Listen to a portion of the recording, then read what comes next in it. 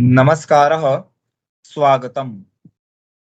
आज की इस वीडियो में हम जानेंगे कक्षा 8 की संस्कृत पाठ्य पुस्तक रुचिरा तृतीयो भागः का चतुर्थ पाठ सदैव पुरतो निधेहि चरणम।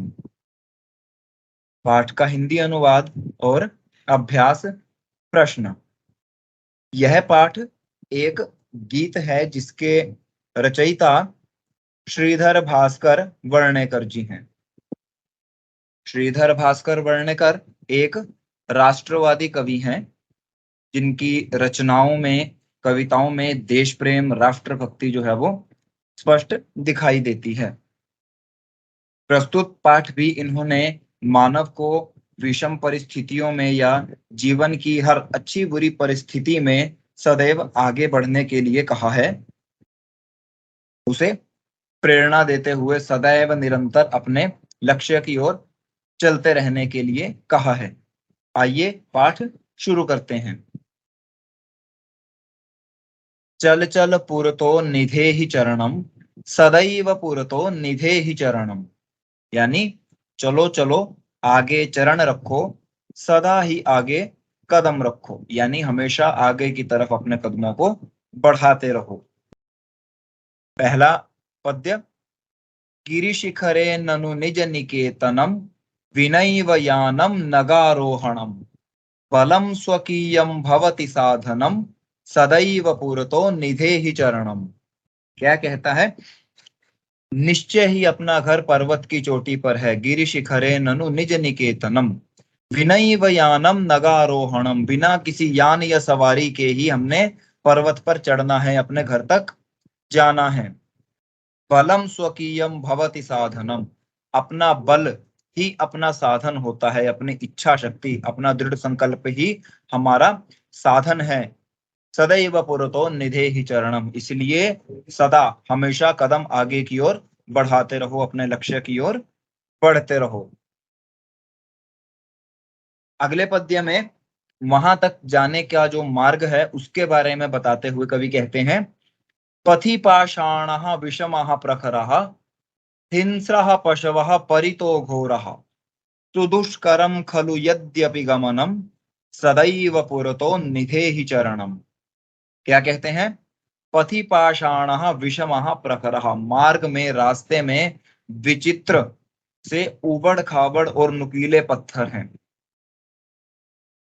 हिंस्रः पशवः परितो घोरः। चारों ओर भयानक हिंसक पशु हैं। सुदुष्करम खलु यद्यपि गमनम। यद्यपि आपके लक्ष्य तक जाना, आपके घर तक जाना, उस पहाड़ को चढ़ना अत्यंत कठिन है, लेकिन फिर भी सदैव पुरतो निधेहि चरणम। सदा कदम आगे की ओर बढ़ाते रहो। मार्ग में जितनी भी बाधाएं आए, जितने भी आपको डराने वाले दृश्य हो, स्थितियां हो, परिस्थितियां हो, उन सबसे लड़ते हुए सदैव हमेशा आगे की ओर बढ़ते रहो। तीसरे और अंतिम पद्य में क्या कहते हैं? जही ही भीतिम भज भज शक्तिम, विधेहि राष्ट्रे तथानुरक्तिम, कुरु कुरु सततम ध्येय स्मरणम, सदैव पुरतो निधेहि चरणम। यानी जही ही भीतिम, अपने डर को छोड़ो, अपने डर का त्याग करो। भज भज शक्तिम, और अपनी शक्ति को याद करो, अपने सामर्थ्य को याद करो। विधेहि राष्ट्रे तथानुरक्तिम, और वैसे ही अपने देश से प्रेम करो। कुरु कुरु सततम ध्येय स्मरणम। प्रतिपक, हर समय, निरंतर, लगातार अपने लक्ष्य का, अपने ध्येय का स्मरण करते रहो, और सदैव पुरतो निधेहि चरणम। सदा ही आगे कदम बढ़ाते रहो, आगे कदम बढ़ाओ।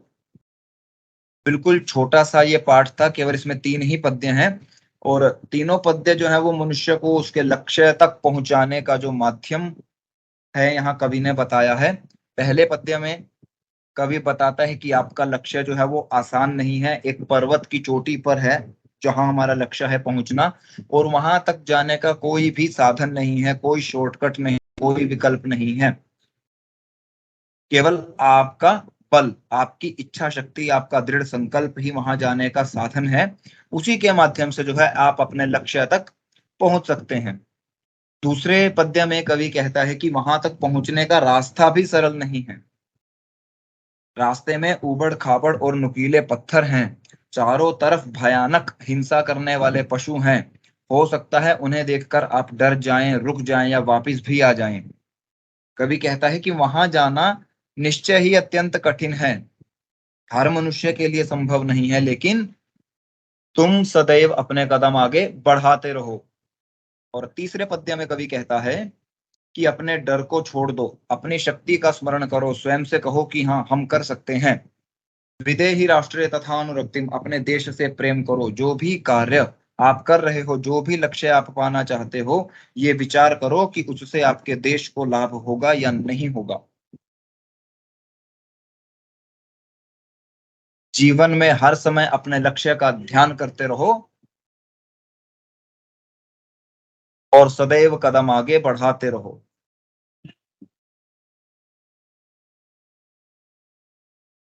ये था इस पाठ का अनुवाद। आइए देखते हैं पाठ का अभ्यास यानी प्रश्न उत्तर। उससे पहले पाठ के शब्दार्थ आप देख सकते हैं। पुरतो आगे निधे ही रखो गिरि शिखरे, पर्वत की चोटी यानी गिरी का शिखर। निज निकेतनम, अपना निवास या घर। विनैव, बिना ही। नगारोहणम, नग कहते हैं पर्वत को, आरोहण चढ़ना। स्वकीयम, अपना। पथि, पथ में या मार्ग में। पाषाणाः, पत्थर। विषमाः, असामान्य। प्रखराः, नुकीले। हिंस्राः, हिंसक, भयानक। परितो, चारों ओर। घोराः, ये भी भयानक या भयंकर। सुदुष्करम, अत्यंत कठिनता पूर्वक साध्यम, जिसे करना बहुत अधिक कठिन हो। जही ही, छोड़ दो। भज, भजो या जाप करो, ध्यान करो। विधेहि, करो। अनुरक्तिम, प्रेम या स्नेह, अनुरक्ति शब्द से बना है। सततम, लगातार, निरंतर। ध्येय स्मरणम, अपने उद्देश्य, अपने लक्ष्य का ध्यान करना। प्रश्नोत्तर देखते हैं। पहला प्रश्न, पाठे दत्तम गीतम स्वस्वरम गायत। पाठ में दिया हुआ ये जो गीत है, इस गीत को स्वस्वर गाएं। तो ये हम बाद में देखेंगे। दूसरा प्रश्न, अधोलिखितानाम प्रश्नानाम उत्तराणि एक पदेन लिखत। एक पद में उत्तर लिखने हैं। स्वकीयम साधनम किम भवति, अपना साधन क्या है। उस पर्वत पे चढ़ने का जो साधन है हमारा, वो क्या है, बताया था, पाठ में आया है। बलम, हमारा बल ही है। पति के विषमाह प्रखरः, रास्ते में क्या विषम, उबड़ खाबड़ और नुकीले हैं। क्या है, पाषाणाः, पत्थर। सततम किम करणीयम, निरंतर, लगातार, क्या करना चाहिए, अपने ध्येय का स्मरण, ध्येय स्मरणम। एतस्य गीतस्य रचयिता कः, पाठ के परिचय में मैंने बताया था, श्रीधर भास्कर वर्णेकरः। सह कीदृशः कवि मन्यते, वो कैसे कवि माने जाते हैं, ये भी मैंने पाठ के परिचय में बताया था। राष्ट्रवादी कवि। आगे देखते हैं तृतीय प्रश्न, मंजुषातः क्रियापदानि चित्वा रिक्त स्थानानि पूरयत। मंजुषा यानी कि जो सहायक शब्दावली है, यहाँ सर क्रियापदों को चुनकर रिक्त स्थान पूरे करने हैं। यथा, जैसे, त्वम पुरतः चरणम निधेहि, तुम आगे चरण रखो या बढ़ाओ। इसी तरह, त्वम विद्यालयम चल, तुम विद्यालय चलो। राष्ट्रे अनुरक्तिम विधेहि, मह्यम जलम देहि। मूढ़ जहि ही धनागम तृष्णाम, अरे मूर्ख, धन को प्राप्त करने की जो लालसा है वो छोड़ो। और पांचवा, भज गोविंदम, गोविंद का ध्यान करो, भगवान का स्मरण करो। सततम ध्येय स्मरणम कुरु, निरंतर अपने लक्ष्य का स्मरण करो। ये जितने भी पद यहाँ पर दिए गए हैं, ये सभी लोट लकार के हैं, आदेशवाचक शब्द हैं। लोट लकार का प्रयोग आज्ञा देने के लिए किया जाता है या आदेश देने के लिए किया जाता है। अगला प्रश्न, उचित कथना नाम समक्षम आम अनुचित कथना नाम समक्षम न इति लिखत। उचित के सामने अ आम और अनुचित के सामने न। यथा पुरतः चरणम निधेहि, आगे की ओर चरण बढ़ाओ, तो आम ये वाक्य ठीक है। निज निकेतनम गिरिशिखरे अस्ति, हमारा निकेतन गिरिशिखर पर है, सही है आम। स्वकीयम बलम बाधकम भवति, बाधक कहा है इसने जो गलत है, न। पथि हिंस्राः पशवः न सन्ति, रास्ते में हिंसक पशु नहीं है, ये भी गलत है। गमनम सुकरम अस्ति, जाना सरल है, ये भी गलत है, न। सदैव अग्रे एव चलनीयम, हमेशा आगे ही चलना चाहिए, आम ये बिल्कुल ठीक वाक्य है। अगला प्रश्न देखेंगे, वाक्य रचनया अर्थभेदम स्पष्टी पुरुतो, वाक्य रचना के द्वारा समान पदों में जो है वो अर्थभेद करना है। परितः पुरतः, नगः नागः, आरोहणम अवरोहणम, विषमाः समाः। तो वाक्य द्वारा इनमें देखते हैं, सबसे पहले क्या है, परितः पुरतः, परितः चारों ओर, पुरतः सामने। ग्रामम परितः जलम अस्ति, गांव के चारों ओर जल है। विद्यालयस्य पुरतः उद्यानम अस्ति, विद्यालय के सामने उद्यान यानी बगीचा है। दूसरा देखेंगे, नगः नागः, नगः कहते हैं पर्वत को और नाग सर्प। हिमालयः महान नगः अस्ति, हिमालय एक महान नग है यानी पर्वत है। नागः, अत्र एकः नागः अस्ति, यहाँ पर एक नाग यानी सर्प सांप है। तीसरा, आरोहणम अवरोहणम, आरोहण चढ़ना ऊपर की ओर और अवरोहण नीचे की ओर उतरना। पर्वतारोहणम दुष्करम अस्ति, एक पर्वत पर चढ़ना बहुत कठिन है, दुष्कर है। पर्वताद अवरोहणम सुकरम अस्ति, पर्वत से उतरना अवरोहण करना सुकर है, आसान है। और चौथा, विषमाः समाः, विषम यानी कि प्रतिकूल असमान और समाः समान। मार्गे विषमाः पाषाणाः तिष्ठन्ति या संति, रास्ते में विषम यानी कि असमान, उबड़ खाबड़ छोटे बड़े किसी भी तरह के पाषाणाः संति, पत्थर हैं। राजमार्गाः प्रायः समाः भवन्ति, लेकिन राजमार्ग जो है वो समान होते हैं, समाः भवन्ति। तो इस तरह अर्थ भेद जो है वाक्य द्वारा स्पष्ट है यहाँ पर। अगला प्रश्न देखते हैं, पांचवा, मंजूषातः अव्यय पदानि चित्वा रिक्त स्थानानि पूरयत, अव्यय पदों को चुनकर रिक्त स्थान पूरे कीजिए। अब अव्यय पद किसे कहते हैं, अव्यय पद वो होते हैं जो तीनों कालों में, तीनों लिंगों में, तीनों वचनों में, सातों विभक्तियों में एक जैसे होते हैं। जिस तरह बालक का शब्द रूप बनता है, अलग अलग उसमें रूप होते हैं, पद होते हैं, ये जो अव्यय पद होते हैं वो हमेशा एक ही जैसा रहता है। आप इसे पुल्लिंग में प्रयोग कीजिए, स्त्रीलिंग में, नपुंसक लिंग में, एक वचन, द्विवचन, बहुवचन, ये एक ही जैसा रहता है, तो उसे अव्यय कहते हैं। देखते हैं, विद्यालयस्य डैश एकम उद्यानम अस्ति, विद्यालय के डैश एक उद्यान है। पिछले प्रश्न में किया था पूर्वतः सामने। सत्यम डैश जयते, ये हम सबने सुना हुआ है, सत्यम एव जयते। किम भवान स्नानम कृतवान खलु, खलु प्रश्नवाचक वाक्य में पूछा जाता है। सह यथा चिंतयति तथा आचरति, जैसा सोचता है वैसा ही करता है। ग्रामम डैश वृक्षाः सन्ति, ये भी पीछे वाले प्रश्न में हमने किया है, परितः चारों ओर। विद्या डैश जीवनम वृथा, यानी कि व्यर्थ है, तो विद्या के बिना जीवनम वृथा।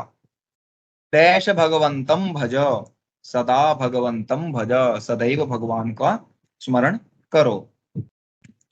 अगला प्रश्न देखेंगे, विलोम पदानि योजयत, संस्कृत में इस तरह के प्रश्न सबसे सरल होते हैं। आपने केवल शब्दों का रूप देखना है, लगभग समान ही होता है, जैसे पुरतः पृष्ठतः, दोनों में लगभग समानता है।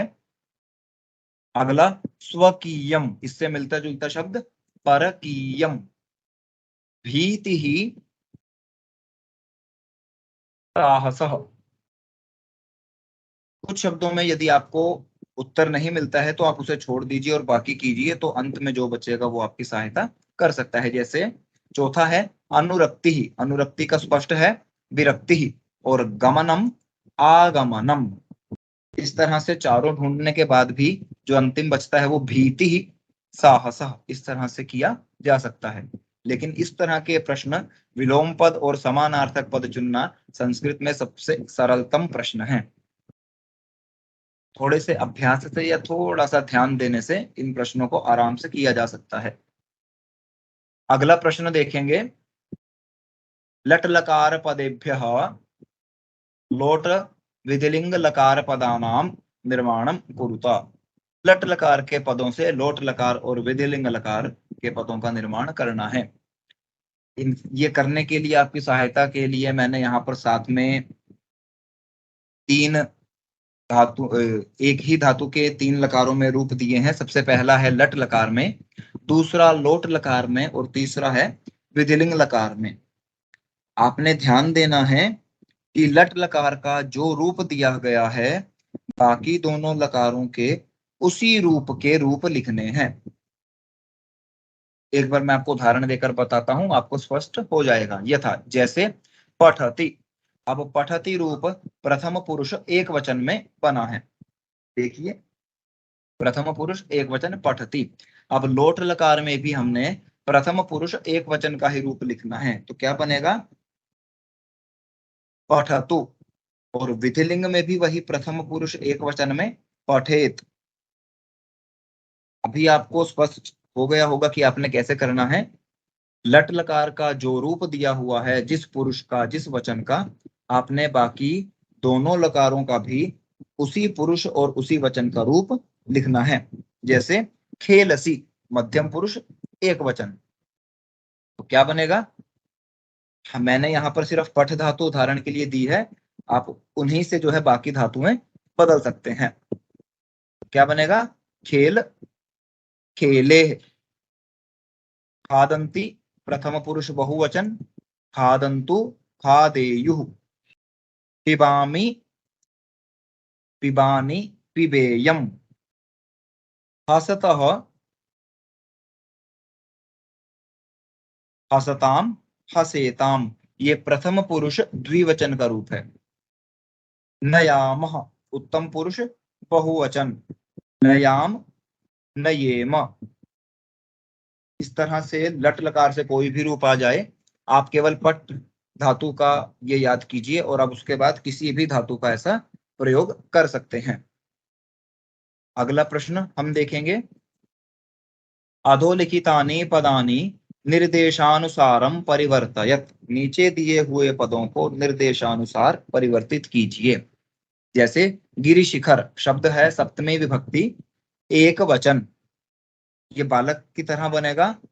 तो जैसे बालक का सप्तमी विभक्ति में बालके रूप बनता है, वैसे ही गिरि शिखर से गिरि शिखरे। पथिन सप्तमी विभक्ति एक वचन, ये शब्द थोड़ा सा अलग है, इसका रूप बनेगा पथि या पथिनी।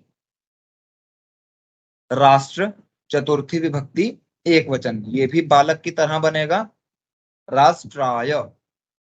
पाषाण सप्तमी विभक्ति एक वचन, बालक की तरह ही बनेगा पाषाणे। यान द्वितीया बहुवचन, ये फलम की तरह बनेगा, नपुंसक लिंग का शब्द है और इसके प्रथमा और द्वितीय विभक्ति जो है वो अलग होते हैं। तो क्या बनेगा यानम याने यानानि। शक्ति प्रथमा विभक्ति एक वचन में कुछ नहीं होगा, केवल अंत में विसर्गे लगेंगे शक्ति ही। पशु सप्तमी विभक्ति बहुवचन, बालक की तरह ही बनेगा बालकेशु, अंत में शु आ जाएगा तो पशुषु। शब्दों को ध्यान से देखिए और बालक शब्द को एक बार ध्यान में रखिए, उसी के आधार पर इस तरह के प्रश्न किए जा सकते हैं। कुछ शब्द जो है वो भिन्न वर्ग के हैं, तो जिन पर ध्यान करना आवश्यक है, लेकिन अधिकतर शब्द जो है वो बालक के प्रारूप में ही बनेंगे। तो ये था इस पाठ का अंतिम प्रश्न। आप इस पाठ का अभ्यास कीजिए और जैसा कि सबसे पहला प्रश्न था पाठ को स्वस्वर गाना है, उसका आप अभ्यास कीजिए। बड़ा ही सुंदर गीत है ये। चल चल पुरतो निधेहि चरणम, सदैव पुरतो निधेहि चरणम, गिरिशिखरे ननु निज निकेतनम, विनैव यानं नगारोहणं, बलं स्वकीयं भवति साधनं, सदैव पुरतो निधेहि चरणम, सदैव पुरतो निधेहि चरणम। इस गीत को गाने का प्रयास कीजिए, आपको गाते गाते ही कंठस्थ हो जाएगा। और अभ्यास के प्रश्नों का आपने अच्छे से अभ्यास करना है। तब तक के लिए धन्यवाद।